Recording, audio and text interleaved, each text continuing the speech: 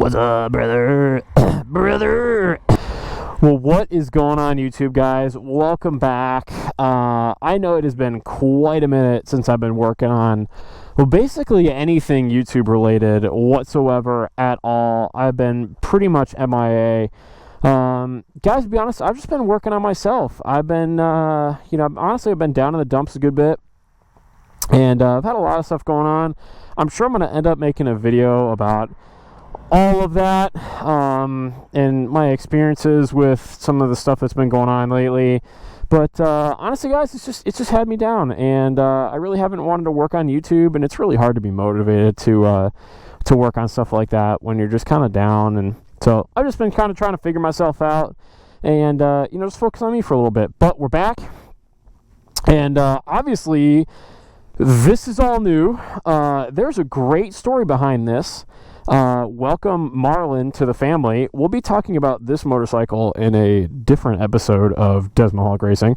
I haven't had time, but this video today, this is an emergency press conference, guys.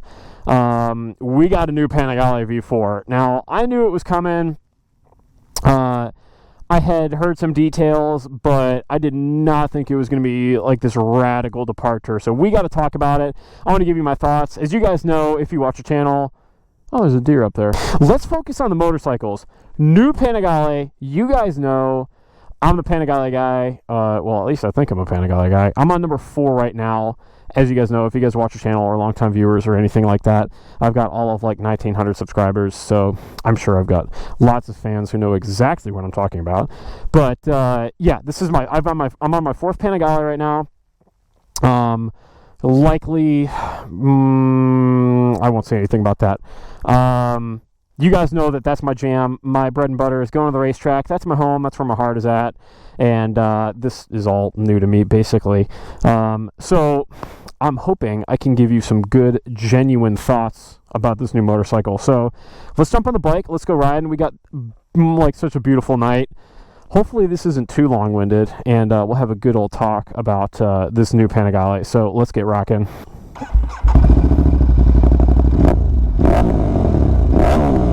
Oh my god. It sounds so good, guys.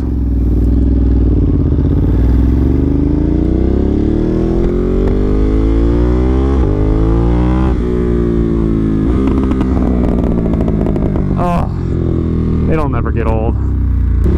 Alright guys, so we have so much to talk about. Now, I don't want to make this too long-winded because you guys know, or at least if you've been following it, this bike is all new from the ground up. It's not even, honestly, I think maybe the only thing that's the same is the bolts they use, the shitty fasteners to hold the fairings together.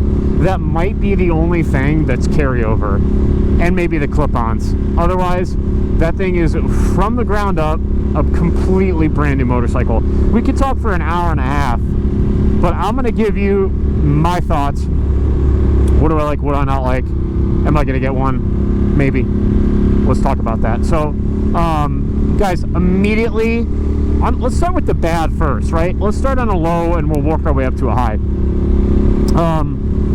Guys, from the front end's awful. It's terrible. Like, well, I should say, not the entire front end, just a little bit in the middle where there's kind of a bubble of flare that flows into the windscreen. That and the headlights. It's atrocious. Now, I will say, I love what they're doing with flowing the winglets into the design of the nose, because I genuinely think if somebody comes out with a race fairing for this motorcycle and they just said, let's slap a Desmo Sedici GP24 nose on this thing, it literally would look like a baby Desmo Sedici 24. It is so good. It has so much potential, especially in race spec mode. I think that if you literally just went like straight, just covered the headlight area, like that never even existed, like it had even cutouts for headlights, just get rid of all of it, it would be perfect. Because then if you look at the Desmo Sedici 24, it really is like the same. It could be exactly the same, almost. The way the winglets flow into the nose, into that central inlet and all that, like, it could be the coolest and closest thing to a street legal MotoGP bike, but they had to ruin it with those stupid headlights. I absolutely hate them. If you crank it from the side, though, I love it, actually. I think the side shot's great. I just think that straight on shot is absolutely awful. Now, otherwise, guys, I don't really have anything bad to say about this motorcycle. I'm kind of 50-50 on the single-sided swing arm thing. I think for me, as long as there's a quick change system, I'll be okay. Ooh, hold on.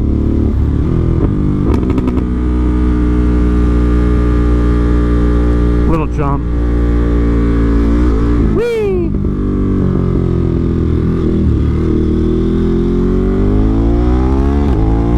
But yeah, as long as there's a quick change system that eventually becomes available. If you guys have ever seen like a World Superbike rear end change, like not a Ducati single-sided swing arm, it literally takes them like 12 seconds. As long as I can have that down the line, I'll be okay. Am I upset that it's gone? Yeah, a little bit. Does it look as good? No, absolutely not. But do I think it's going to be better in every other way otherwise? Yeah, I do. It's lighter, and all of their test riders, which I'm assuming, or would be silly to not assume, I think, those test riders are all pro dudes. Like, nobody there doesn't have exceptional qualifications to say, hold on, I had to. Nobody there is not going to be like an exceptional, above average, fantastic motorcycle rider, guys. So, oh shit, this is closed. Alright, we'll turn around. This road's terrible. So yeah, so I bet your bottom dollar, guys, that you can assume that if every single one of their test riders is, one, lapping faster, and two, saying that when they went back and forth between dual-sided and single-sided swing arm that it felt better, I mean, guys, it's going to be better. Now, are most people going to actually ever be able to take advantage of what that swing arm has to offer?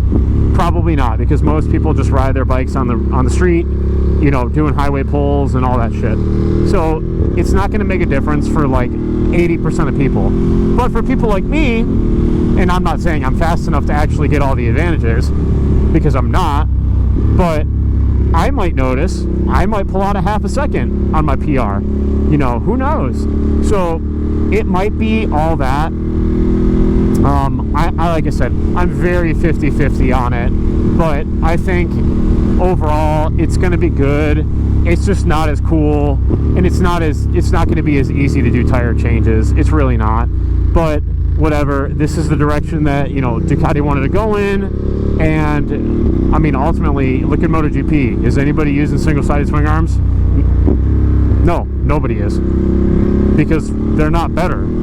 So it's kind of that hard pill to swallow. It's, you know, it's kind of like the, oh, back in my old day, back in my day, you know, we got to kind of grow up and move on. It's unfortunate, but I'm excited to try it out. I think it'll be kind of cool, you know.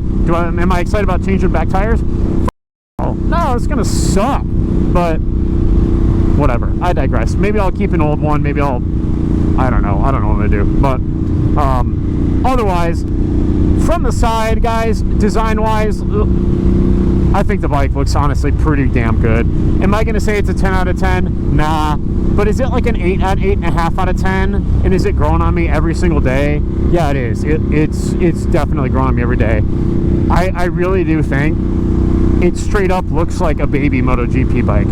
Like, Ducati just said, hey, we're just gonna make a bike for you. And oh yeah, like,